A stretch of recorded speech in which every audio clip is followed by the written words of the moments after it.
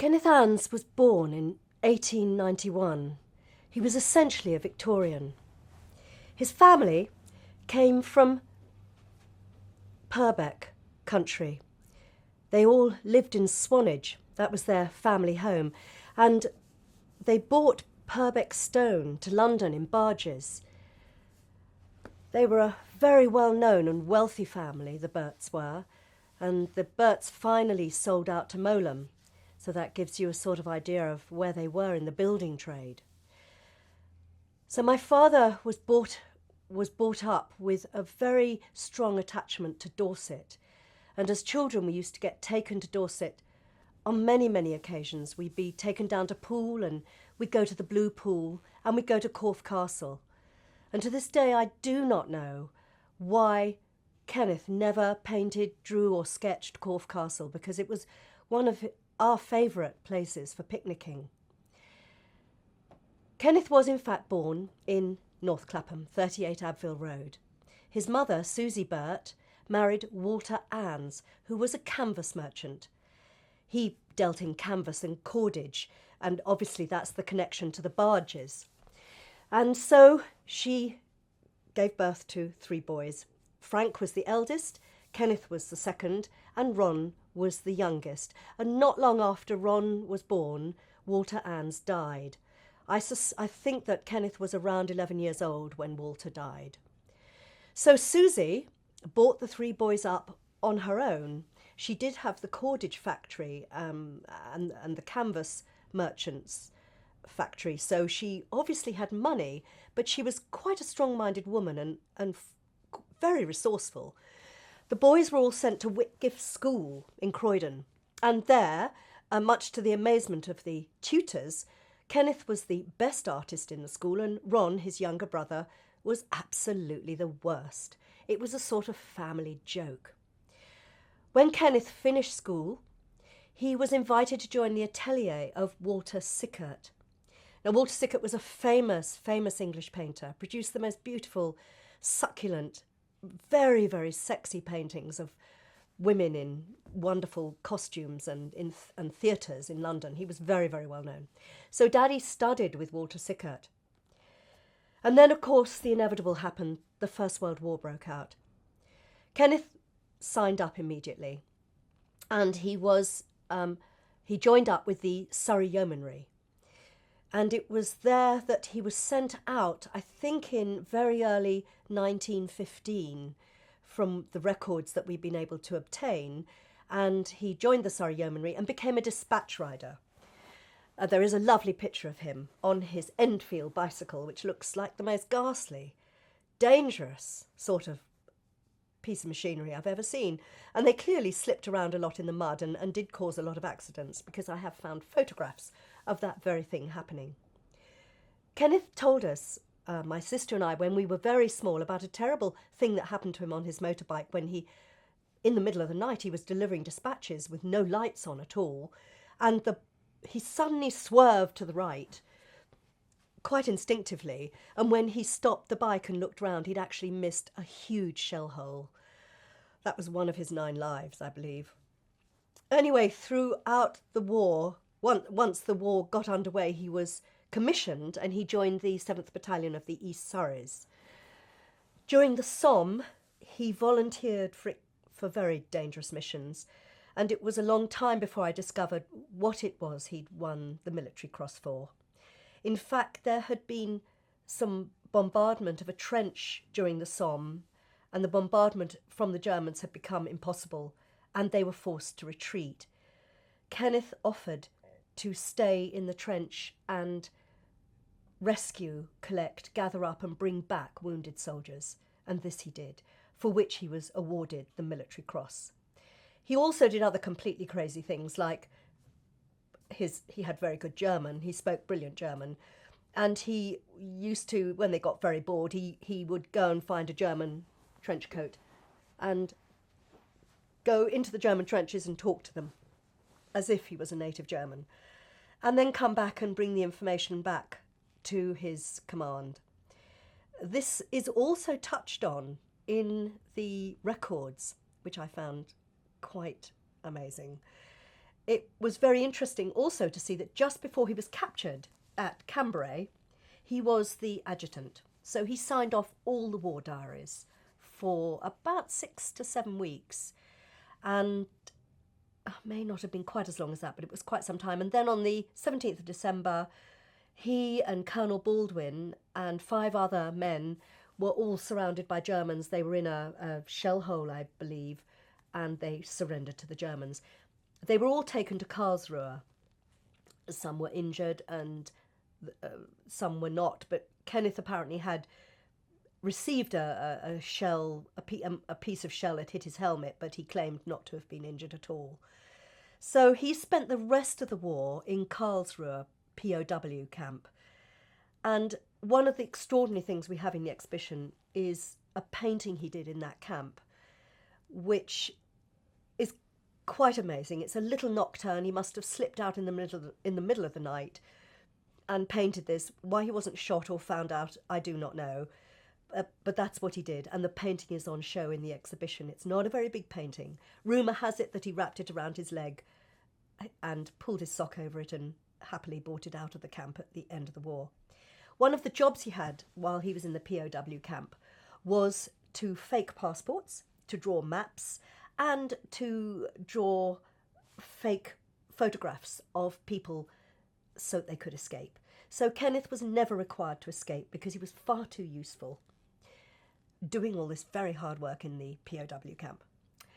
When the war ended, he came back to discover that his best friend, Hugh Patterson Wilcox, had died. He'd been killed on the 30th of December. And Hugh had asked him if he would take care of his wife should anything happen to him. And in those days, that's exactly what people do. They were loyal and they were honest, and if they said they would do something, they did it. So Kenneth married Cicely Wilcox. Eventually, they did have a little boy called Michael. But just prior to that, and I'm just going to jump backwards slightly, he was working for a firm called Waring and Gillows. They were a very famous firm in London. They did interiors and a lot of furniture design.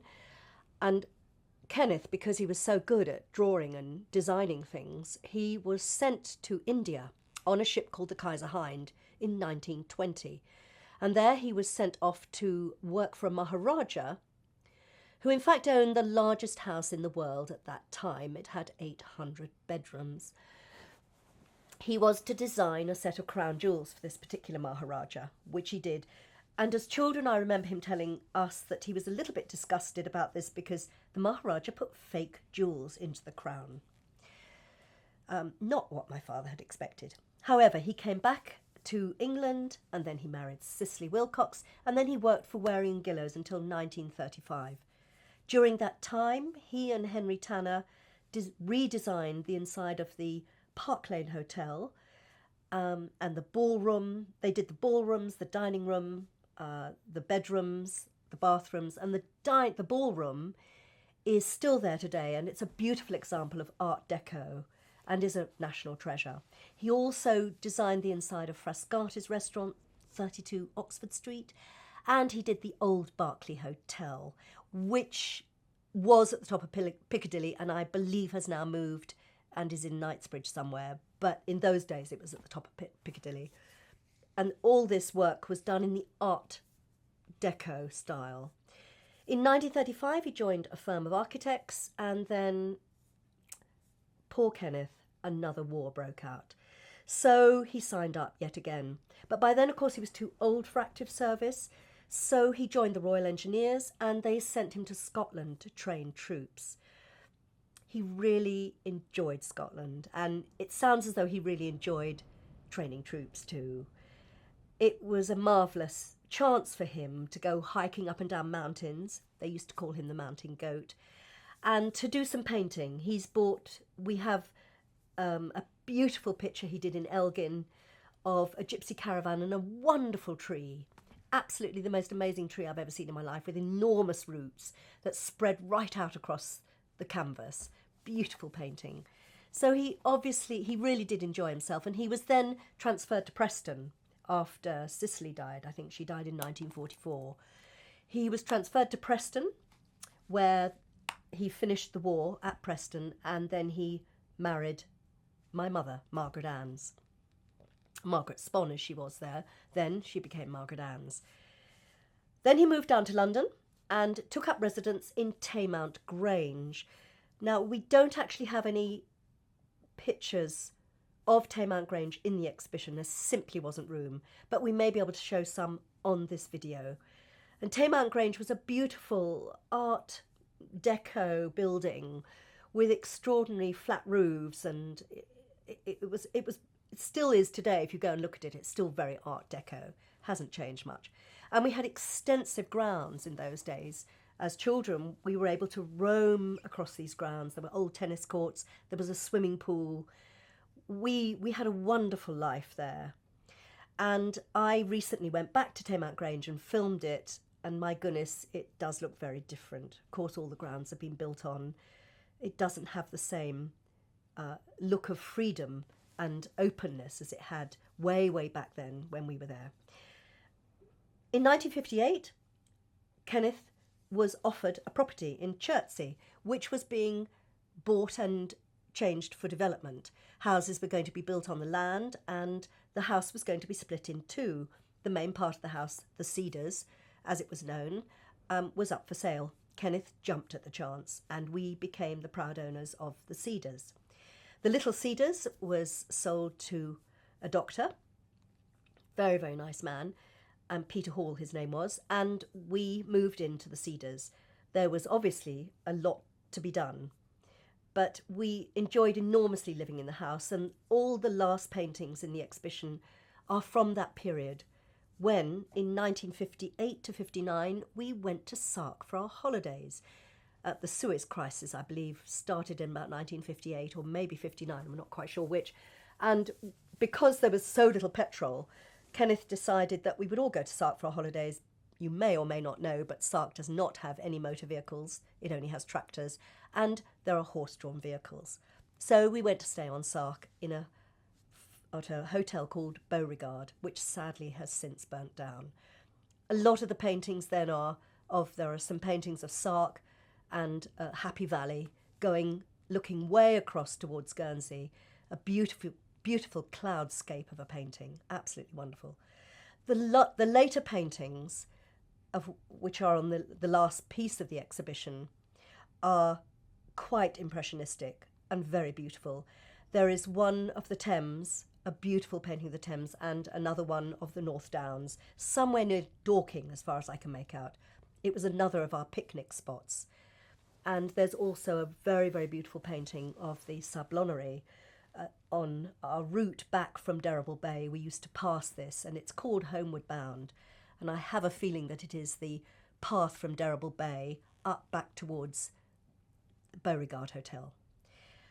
Outside in the corridor are three paintings, one enormous watercolour of the mill pond at Swanage, which was one of his favourite places in the whole world. And then there's an oil painting next to that, also of the Swanage mill pond, and then a fragment that he kept and obviously rather liked. And they show his ability to produce painting after painting, and also the diversity of his work. There are also illustrative work in the exhibition, and a wonderful painting of Limehouse just after the Blitz in 1944. He was a very gifted artist and a very good architect, and he ran his business after the Second World War from 1 Lincoln's Inn Fields, just a stone's throw from the famous Soames Museum. He was a great lover of Sir John Soames, and he was in Lincoln's Inn Fields at number 1 there up until he died in 1962. So this exhibition is the first time we've ever been able to put all these paintings together, and it's the first time the public have ever been able to see them.